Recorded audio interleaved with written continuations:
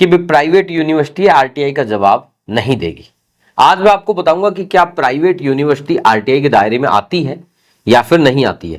दूसरी, इस वीडियो में यह भी बात करेंगे कि किन किन यूनिवर्सिटियों से आरटीआई के रिप्लाई मिले और उन आरटीआई के रिप्लाई में क्या मिला। इसके अलावा हम बात करेंगे कि क्या गवर्नमेंट संस्थान या फिर अगर यूं बात करें कि जो स्टेट इंफॉर्मेशन कमिश्नर है वो प्राइवेट यूनिवर्सिटियों के बारे में क्या कहता है और प्राइवेट यूनिवर्सिटियों से डिग्री लेने के बाद स्टूडेंट को क्या कुछ रिप्लाई भी मिलता है। कुछ ऐसी यूनिवर्सिटियों के बारे में भी डिस्कस करेंगे जो शायद आज इस वीडियो को देखने के बाद आप शॉक्ड हो जाओगे कि ऐसा भी स्टूडेंटों के साथ हो रहा है। दोस्तों, मैं आपको हमेशा बताता हूं कि बैकडेट डिग्री से जितना आप दूरी बना के रखेंगे उतना आपके लिए बेनिफिट है।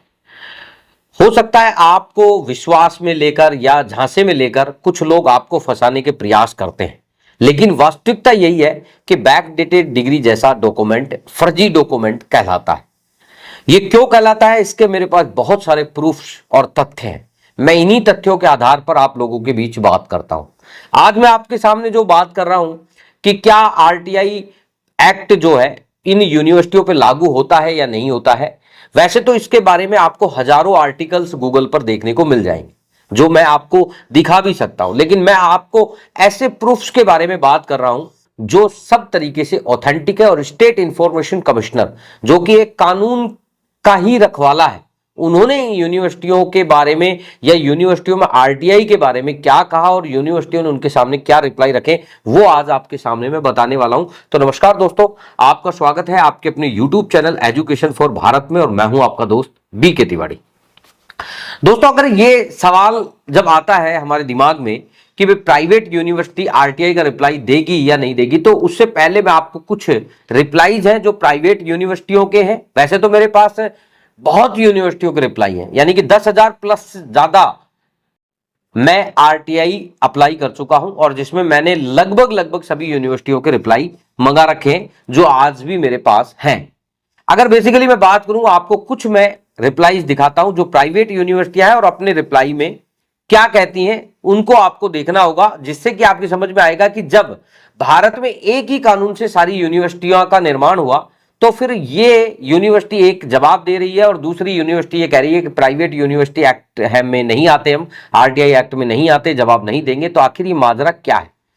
दोस्तों, मैं बात कर रहा हूं, ये एक मार्कशीट का वेरिफिकेशन है जो मेरे पास है। ये सत्य साई यूनिवर्सिटी है एमपी की, जिसका वेरिफिकेशन है और इस वेरिफिकेशन में लिखा हुआ है कि उक्त enrolment number candidate was enrolled diploma in engineering course and completed his degree June 2019। यानी कि ये बिल्कुल ऑथेंटिक डॉक्यूमेंट है और हमारी यूनिवर्सिटी ने 2019 में इनको पास करके दिया है। इसके बाद मैं बात करता हूं श्री कृष्णा यूनिवर्सिटी की। ये मेरे पास डॉक्यूमेंट है, कृष्णा यूनिवर्सिटी का डॉक्यूमेंट है। ये कृष्णा यूनिवर्सिटी ने इसमें लिखा है कि ये एक बीए बीएड नामांकन फला कि ये कृष्णा यूनिवर्सिटी के द्वारा जारी की गई है और समस्त जानकारी सत्य है। यानी कि इन्होंने ये अपने इस डॉक्यूमेंट में हवाला दिया है। इसके बाद ये एक प्राइवेट यूनिवर्सिटी है जो एशियन इंटरनेशनल यूनिवर्सिटी है, इन्होंने भी इसमें जो है रिप्लाई दिया है। इसके बाद अगर मैं बात करूं स्वामी विवेकानंद यूनिवर्सिटी सागर की जो है, उनका एक ये रिप्लाई है मेरे पास। इसमें इन्होंने कहा है कि ये विश्वविद्यालय द्वारा संचालित पोर्टल पर आवेदन नाम ये है संकाय बीटेक फायर एंड सेफ्टी 19 से 23, एनरोलमेंट नंबर खाली के अंक व छायापत्ति का अंकों का मिलान किया गया और सही पाया गया। ऐसे मेरे पास न जाने कितने ही डॉक्यूमेंट के वेरिफिकेशन है जो मेरे पास आए हुए हैं। ये आपके महाराज विनायक ग्लोबल यूनिवर्सिटी है, उनका एक लेटर है। इसके बाद जैसे सरदार पटेल विश्वविद्यालय बालाघाट, उनका ये लेटर है। यहां तक कि शुभारती यूनिवर्सिटी है, उनका लेटर है। मतलब मेरे पास ये बहुत सारे वेरिफिकेशन लेटर हैं, ना करते कम से कम 200-300 वेरिफिकेशन लेटर होंगे। तो यानी कि कहने का मतलब है कि जब इतने वेरिफिकेशन लेटर मिल रहे हैं तो फिर ये कहना तो गलत होगा कि प्राइवेट यूनिवर्सिटी आरटीआई के दायरे में नहीं आती। उस पर भी चर्चा करेंगे कि आखिर वो जवाब क्यों नहीं देती है। लेकिन उसके साथ ही मैं कुछ इंपॉर्टेंट डॉक्यूमेंट है जो आज आपके बीच में शेयर करने वाला हूं, आपको बताने वाला हूं, जिससे कि आपके क्या सारे डाउट्स क्लियर हो जाएंगे। ये है उत्तराखंड स्टेट इंफॉर्मेशन कमिश्नर के द्वारा जजमेंट है ये और ये जजमेंट इसलिए आया कि हर्ष कौशिक ने यहाँ पर आरटीआई लगाया था। इन्होंने यहाँ एक यूनिवर्सिटी है हिमालयन गढ़वाल यूनिवर्सिटी, उनसे कुछ डिटेल्स मांगी थी और यूनिवर्सिटी ने जब डिटेल उनको अवेलेबल नहीं कराई तो ये मतलब स्टेट इंफॉर्मेशन कमिश्नर तक यहाँ पर ये गया था।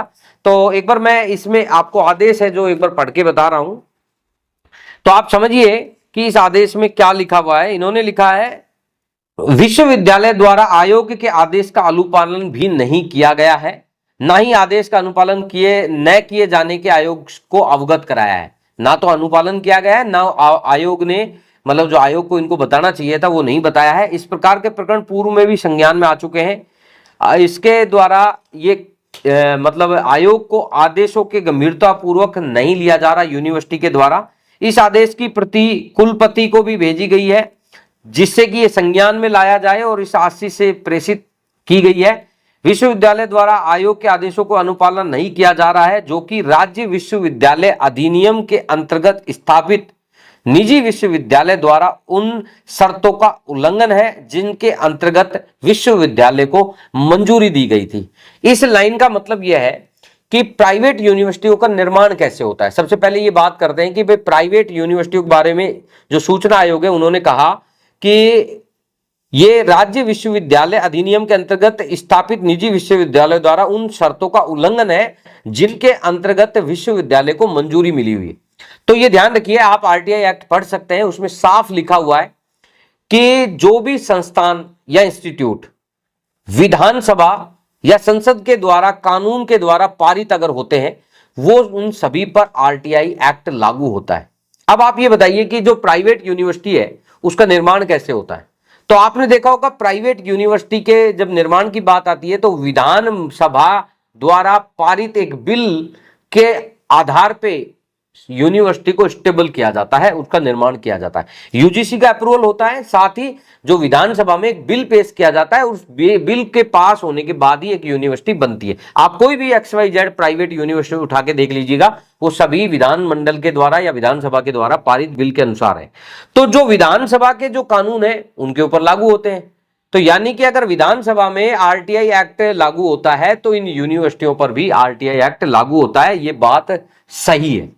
अब बात यह आती है कि इसी जजमेंट में आगे क्या कुछ लिखा वो भी मैं आपको पढ़ के समाता हूं, तो जिससे कि आपको और समझ में आएगा। इन्होंने अपने आदेश में लिखा, यह अत्यंत गंभीर व आपत्तिजनक है, अतः वर्णित परिस्थितियों में आलोक में विश्वविद्यालय द्वारा यह स्पष्ट किया जाना आवश्यक है, क्यों नहीं उपरोक्त से शासन को अवगत कराते हुए सूचना अधिकार अधिनियम की धारा 20/2 के अंतर्गत कार्रवाई संशोधित की जाती है। आगामी सुनवाई के लिए विश्वविद्यालय कुलपति लोक सूचना अधिकारी एवं कुल सचिव के माध्यम से इस आशय से स्पष्टीकरण प्रस्तुत करेंगे तथा विश्वविद्यालय में सूचना अधिकार अधिनियम के अंतर्गत अनिवार्य प्रावधानों हेतु व्यवस्था सुनिश्चित करेंगे व आयोग को अवगत कराएंगे। ये उन्होंने अपने आदेश में लिखा कि भाई साहब सूचना आपको अगली जो तारीख है हियरिंग है उसके ऊपर आपको यहाँ उपस्थित होकर दर्ज करानी है और आपको बताना है कि आपने ये डिले क्यों किया, यह जानबूझकर डिले कर रहे हैं या फिर इनकी क्या मंशा है। अब मैं बात करता हूं, कई स्टूडेंट्स हैं जो कहते हैं कि सर प्राइवेट यूनिवर्सिटी है, आरटीआई लगाया था, आरटीआई की फाइनल अपील भी की लेकिन जवाब नहीं आया, तो यूनिवर्सिटी की जो डिग्री है वैलिड है। मैं हमेशा आपको यही बताता हूं कि बैकडेटेड अनवैलिड होता है, बैकडेटेड फर्जी डॉक्यूमेंट होता है। मैं ये किन तथ्यों के आधार पर बात करता हूं आज मैं उनको आपके सामने रख देता हूं। मेरे पास ये एक आदेश है state information commissioner of Himachal Pradesh. इस आदेश में क्या कुछ है मैं आपको बताऊंगा पढ़ के, लेकिन मैं आपको बता देता हूं ये मामला क्या है। ये मामला ये है कि एक हिमाचल की यूनिवर्सिटी है, प्राइवेट यूनिवर्सिटी। वैसे हिमाचल के मेरे पास दो जजमेंट है, एक ये जजमेंट है, ये एक अदर हिमाचल प्रदेश की यूनिवर्सिटी है, ये अदर एक हिमाचल प्रदेश की यूनिवर्सिटी है। तो इन दोनों यूनिवर्सिटियों की पहले एक बार कहानी को देख लेते हैं, फिर मैं आपको बताता हूं ये मामला क्या है। मामला यह है कि ये हिमाचल प्रदेश की प्राइवेट यूनिवर्सिटियां बैकडेटेड डिग्रियां दबा के दे रही थी और बहुत सारे लोगों ने खरीद की, लेकिन धीरे धीरे लोगों को इस चीज का या विद्यार्थियों को ये पता लगा कि ये तो फर्जीवाड़ा होता है, फर्जी होती है, तो बच्चों ने इसमें आरटीआई लगाया। ये दोनों आरटीआई जो है ये हमारे माध्यम से पूरी प्रक्रियाएं की गई थी। तो हमने जब इस यूनिवर्सिटी में आरटीआई लगाया तो इन्होंने फर्स्ट टाइम दोनों यूनिवर्सिटियों ने एक लेटर भेजा कि हम प्राइवेट यूनिवर्सिटी हैं, हम भाई साहब जवाब नहीं देते, और आपको अगर जवाब चाहिए तो यूनिवर्सिटी कैंपस आ जाइए और आप यहाँ पर फीस जमा कराइए हमारे वेरिफिकेशन की, और आप यहाँ से डॉक्यूमेंट ले लीजिए। लेकिन हमने क्या किया कि इसमें फर्स्ट अपील दायर कर दी, कि मैंने कहा भाई फर्स्ट अपील के अंदर बात करते हैं, ये तो पैसे वैसे मांग रहे हैं, यूनिवर्सिटी बुला रहे हैं, हम क्यों जाएं? जब हमारा डॉक्यूमेंट अगर ऑथेंटिक है, यूनिवर्सिटी ने दिया है, तो उसमें जवाब देने में क्या आपत्ति है? तो हमने क्या है कि जब फर्स्ट अपील दायर किया तो फर्स्ट अपील में इन्होंने सब नई कहानी बना दी, और वो कहानी ये थी कि आपके पास एडमिशन जो आपने कराया था उसकी फीस की जो रसीद आपने कटाई थी वो है, आपने जो लेक्चर लिया था, आपके जो डीन है उन्होंने जो लेक्चर दिया था उसकी फोटोकॉपी अगर आपके है पास है तो वो लेके यूनिवर्सिटी आ जाइए, आपके पास हॉस्टल की रसीद की स्लिप है तो आप लेके आ जाइए। यानी कि इस तरीके से 4-5 उन्होंने दस्तावेज मांगे, आपके पास आई कार्ड है तो आप आई कार्ड को लेके आ जाइए। जबकि मैंने आपको शुरुआत में ही बता दिया था ये बैकडेटेड जैसा डॉक्यूमेंट था। तो जो यूनिवर्सिटियां जो आजकल ये खेल खेल रही है, बच्चों को दे देती है और फिर बाद में उनसे वेरिफिकेशन के पैसे दो, डिग्री के पैसे दो, डॉक्यूमेंट्स जो भी आपको चाहिए, मार्कशीट के, मतलब हजारों रुपए इनकी फीस होती है।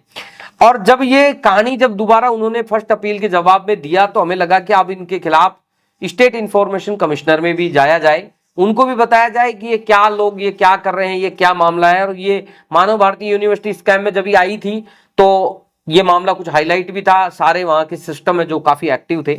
तो इन दोनों यूनिवर्सिटियों में हमने फाइनल अपील दायर किया, और फाइनल अपील में देखा तो बड़ा आश्चर्य हुआ कि इसमें साफ लिखा हुआ है, मैं आपको इसको हिंदी में कन्वर्ट करके यानी कि अच्छी तरीके से समझा के आपको बता देता हूं।